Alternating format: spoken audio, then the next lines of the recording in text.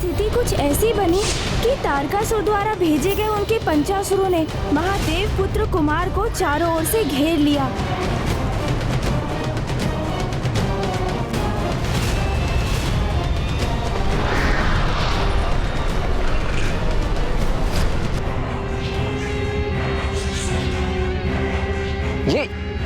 ये क्या कर रहे हैं आप सभी?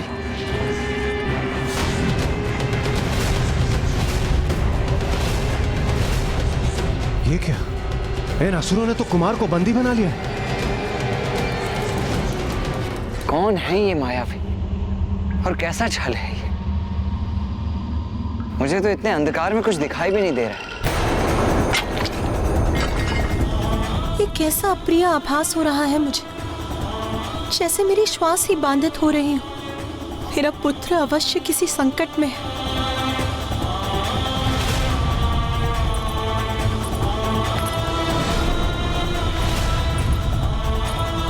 नाथ, नाथ, हमारा पुत्र संकट में। एक माँ की ही अंतर्दृष्टि इतनी सशक्त होती है कि दूर होकर भी उसे उसकी संतान पर आए संकट का भान हो जाता है और उसका हृदय व्याकुल हो उठता है।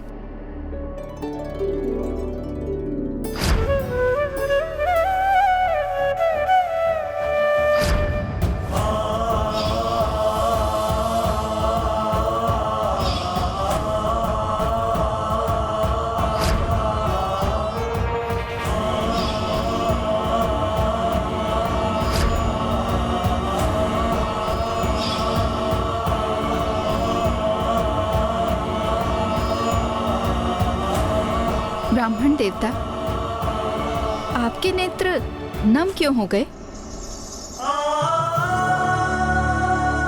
कितना अद्भुत स्नेह संबंध होता है ना एक माता और पुत्र का।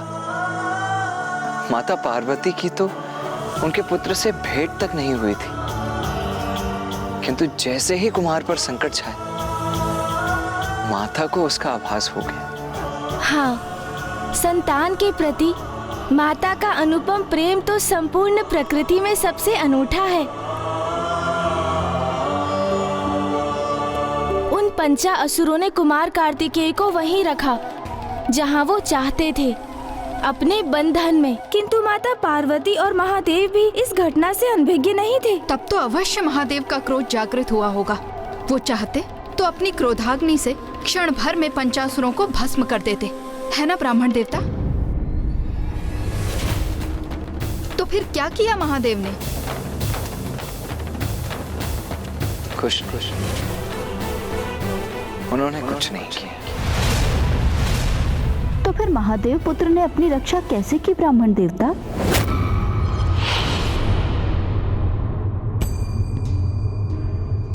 मुझे ज्ञात है पार्वती, तारकासुर के असुरों ने हमारे पुत्र को अपने बंधन में बांध लिया है। तो नाथ, आप शीघ्र जाकर कुछ कीजिए, अन्यथा मैं स्वयं जाकर उसकी रक्षा करूंगी। कितनी बार रक्षा करेंगी आप उसकी? हाँ? ये कैसा प्रश्न? माँ हूं मैं उसकी रक्षा के लिए सदा तत्पर हूं। प्रिय, यदि आप उसकी रक्षा करती रहेंगी तो स्वयं अपनी रक्षा करना कैसे सीखेगा? आप उसकी दुर्बलता नहीं, उसका बल बनिए प्रिय, क्योंकि आपको भी ज्ञात नहीं कि आपका पुत्र कितना सक्षम है। तो क्या ये उचित है कि हम ऐसे ही बैठे रहें, कुछ भी ना करें, ये ज्ञात होते हुए कि हमारा पुत्र संकट में है? नहीं नाथ, मेरा हृदय इतना कठोर नहीं है। आप शक्ति हैं, आप जगत जननी हैं, और अब एक माँ भी। जैसे आपको ज्ञात नहीं कि आपका पुत्र कितना शक्तिशाली है, वैसे ही आपको ये ज्ञात नहीं कि एक माँ का हृदय कितना कठोर हो सकता है। ये परीक्षा है पार्वती, एक माँ की और हमारे पुत्र की। क्या हो रहा है ये? और कैसा छल है ये? कौन हो तुम सब?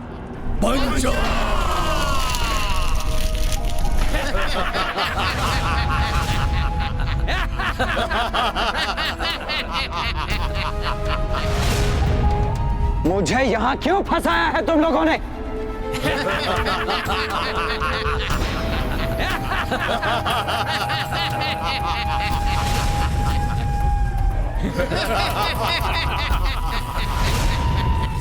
कितने दुख की बात है कुमार, अभी जन्म हुआ और अभी अंत होगा।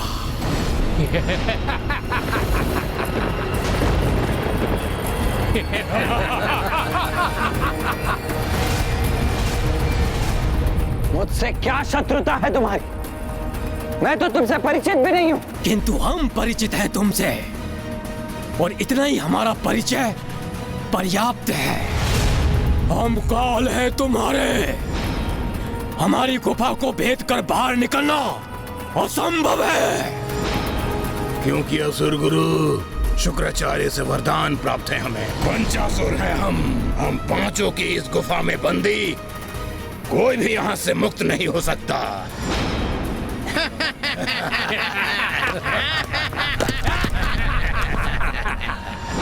ये हो क्या रहा है? नहीं, ये नहीं हो सकता। कुमार को शीघ्र ही गुफा से बाहर आने का कोई उपाय ढूंढना होगा।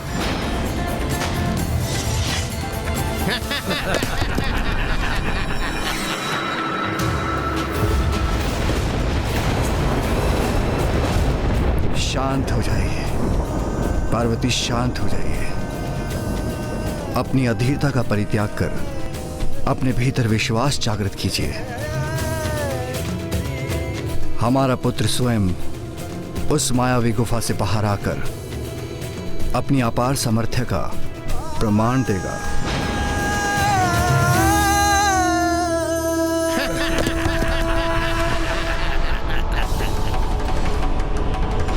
कुछ तो उपाय अवश्य होगा इस गुफा से बाहर निकलने का। मुझे शीघ्रता करनी होगी।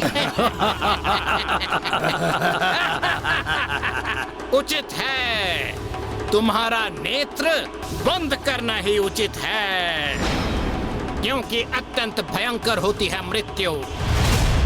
और तुम ठहरे नीरे कोमल हृदय बालक, मृत्यु दर्शन बहुत कष्टदायी होगा तुम्हारे लिए।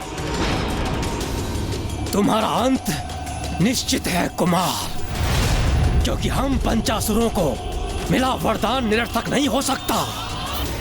और हम पंचासुर जब तक एक दूसरे से विलग नहीं होते, तब तक ये गुफा ऐसे ही स्थिर रहेगी, स्थिर रहेगी। जब तक एक दूसरे से विलग नहीं होते, तब तक ये गुफा ऐसे ही स्थिर रहेगी। क्या क्या कहा तुमने? 5 असुर?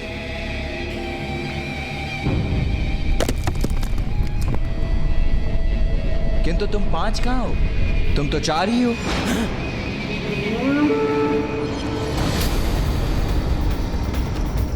मूर्ख कुमार, हम 5 ही हैं। नहीं नहीं, असत्य कह रहे हो तुम।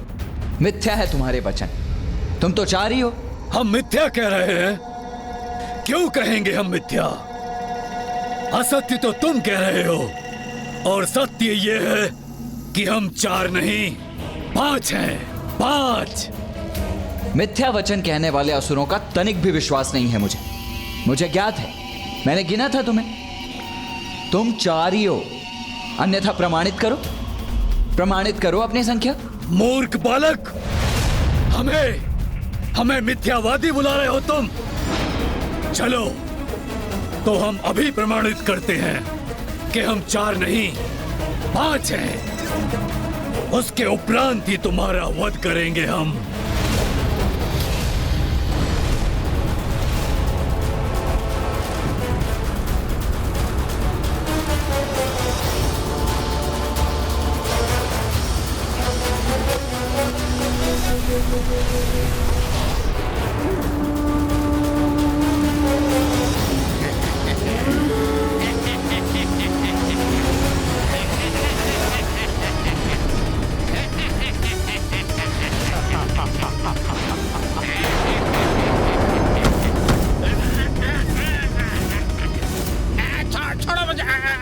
क्या कर रहे हो तुम?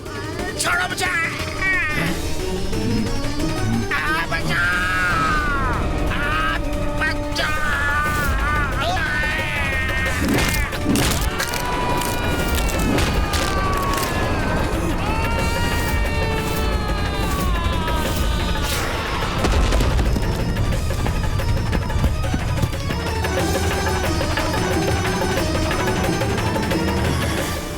लो, वरदान तो तुम 5 को प्राप्त हुआ था ना, किंतु अब तो मात्र 4 ही रह गए हैं और तुम 4 एक साथ आकर गुफा का निर्माण नहीं कर सकते।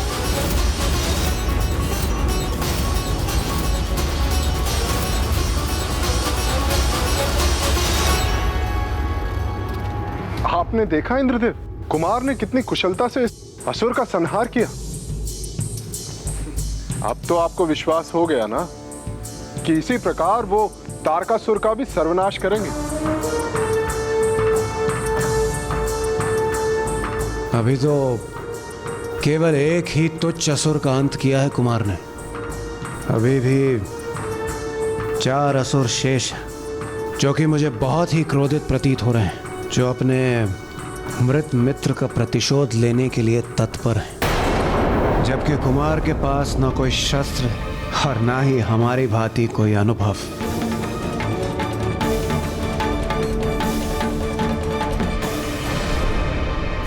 उचित कहा कुमार तुमने। हम 4 गुफा का निर्माण नहीं कर सकते, किंतु हम भी दिखाएंगे कि हम 4 क्या कर सकते हैं।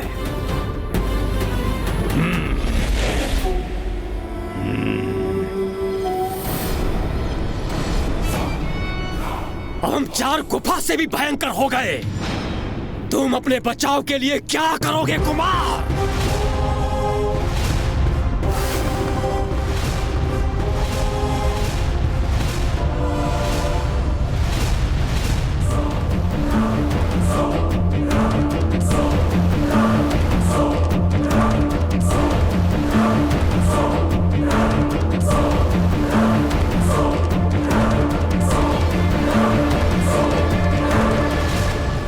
स्वामी, कोई आयुध नहीं है मेरे पुत्र के पास, और उन असुरों के 8 हाथों में 8 घातक आयुध।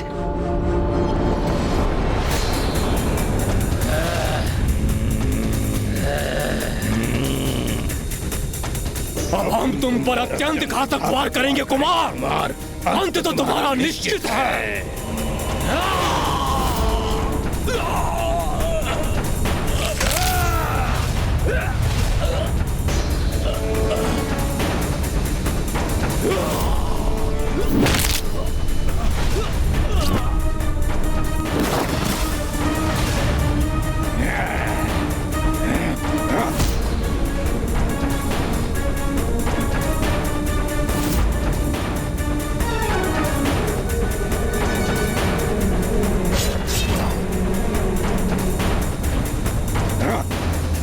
कब तक बचोगे हमारे प्रहार से?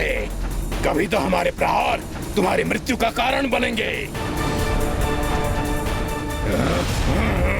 मुझे ध्यान से देखकर वार करना होगा इन पर।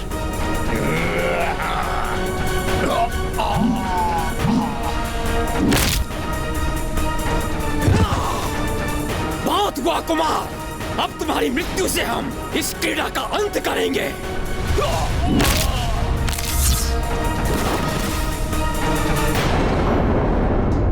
योद्धा कभी आयु रोहित नहीं होता पार्वती, क्योंकि उसकी बुद्धि ही उसका सबसे बड़ा हथियार है।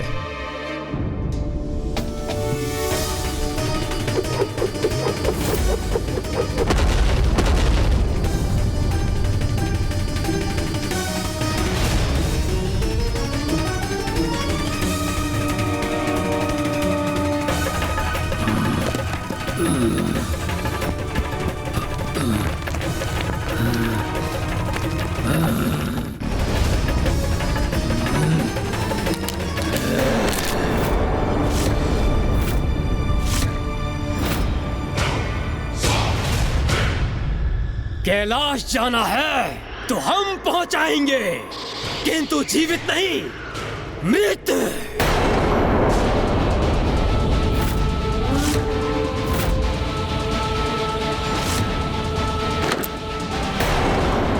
बस अब मैं कुमार को अकेले इन दुष्टों से युद्ध करते हुए नहीं देख सकता। मैं चाह रहा हूं उनकी रक्षा करें।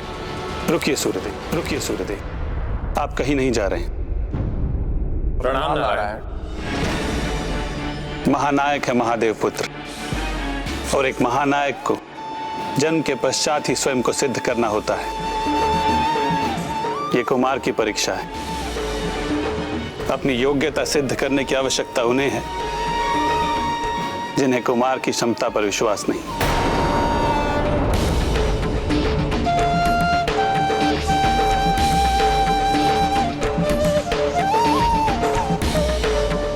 रुको, रुको, रुको, रुको।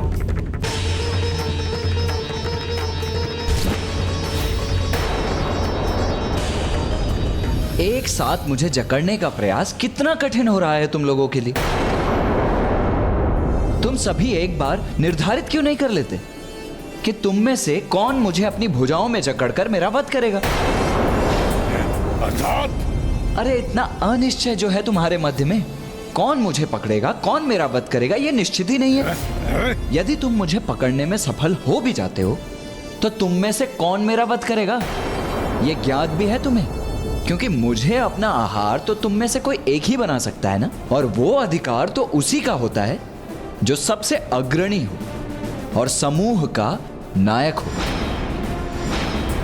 तो सर्वप्रथम ये निर्धारित कर लो कि तुम में से यहां नेतृत्व कौन कर रहा है।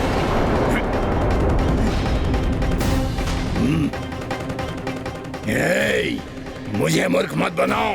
तुम अपने शब्दों के ब्रह्मजाल में हमें फंसाने का प्रयास कर रहे हो, किंतु इस बार तुम्हारी इस चाल से हम भटकने वाले नहीं हैं। अरे नहीं नहीं, मैं फंसा कहाँ रहा हूँ। मैं तो बस इतना कह रहा हूँ कि अपना नेतृत्व निर्धारित कर लो, जिससे भविष्य में कोई दुविधा ना हो और सब कुछ स्पष्ट रहे। इसमें निर्णय क्या लेना है? इस समूह का नायक मैं हूँ।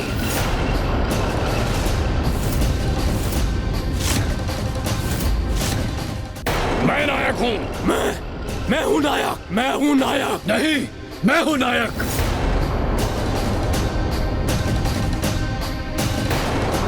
मैं हूँ नायक। मैं हूँ नायक। मैं हूँ नायक। मैं हूँ नायक। अच्छा अच्छा, ठीक है, शांति शांति शांति शांति। पूर्ण अनिश्चय की स्थिति है तुम्हारे मध्य में। अरे सर्वप्रथम ये निश्चित तो कर लो कि कौन है नायक और कौन मेरा वध करेगा। तब तक मैं थोड़ा विश्राम कर लेता हूं। मैं हूं नायक। एक मां सुर तो रहा नहीं, द्विधा सुर तो मैं हूं ना, तो नायक मैं हूं ना। क्यों? तुम क्यों हो गए हमारे नायक? हमारे समूह में सबसे बलशाली मैं हूँ, इसलिए इस समूह का अग्रणी मैं ही रहूंगा। कैसा नरकल प्रलाप है ये? बुद्धि तो सर्वाधिक मेरी कुशाग्र है, तो नायक तो मैं ही रहूंगा ना। शांत हो जाओ तुम सभी। मैं नायक हूँ क्योंकि तुम सबसे ज्यादा शक्तिशाली मैं हूँ। मेरी शक्ति के सामने तुम लोग नहीं टिक सकते, इसलिए तुम्हें मेरा नेतृत्व स्वीकार करना होगा। शक्तिशाली तुम नहीं, मैं हूँ।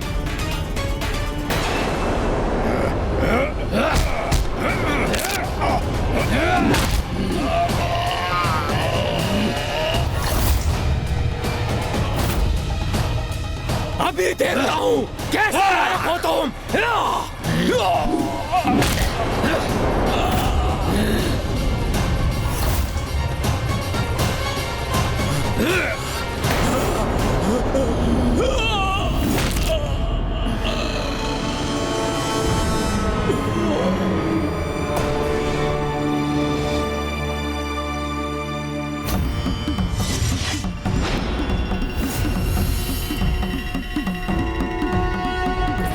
यही चाहते थे ना तुम कि हम सब आपस में लड़कर एक दूसरे का वध कर डालें, किंतु ये दुर्भाग्य है तुम्हारा कि अभी मैं शेष हूं।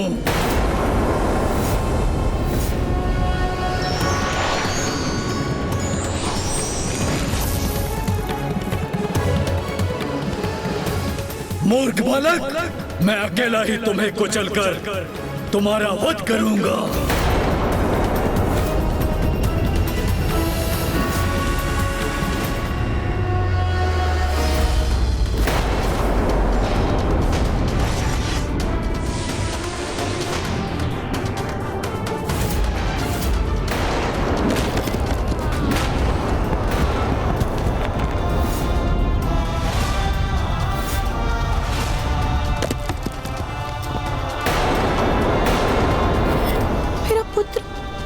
है मेरा पुत्र।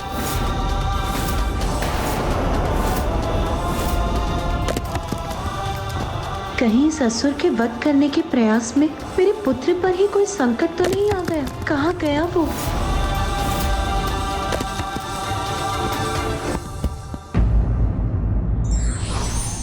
जो संकट बल से ना टले हो उसे युक्ति से टालने में ही समझदारी है। For more updates, subscribe to our channel, click the show links and enjoy watching the videos.